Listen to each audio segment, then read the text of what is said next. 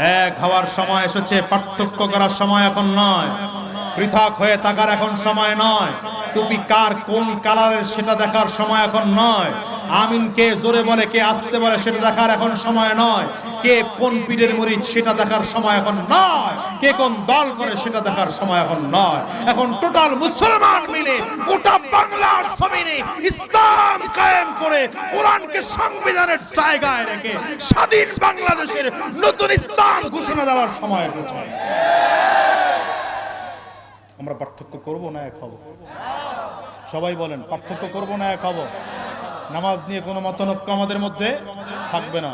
ওই মাজার নিয়ে মতনৈক্য আমাদের মধ্যে যদি থাকেও সেটা ইসলামের কাছে আসবে না। ওটা ওলামায়ে কেরামদের ব্যাপার, ওলামায়ে কেরাম আলোচনা করবেন, আমরা যতটুকু জানি সে অনুযায়ী আমল করব। কথা বুঝাইতে পারলাম? আপনাদেরকে আরেকটা ছোট্ট কথা বলে যাই, আপনারা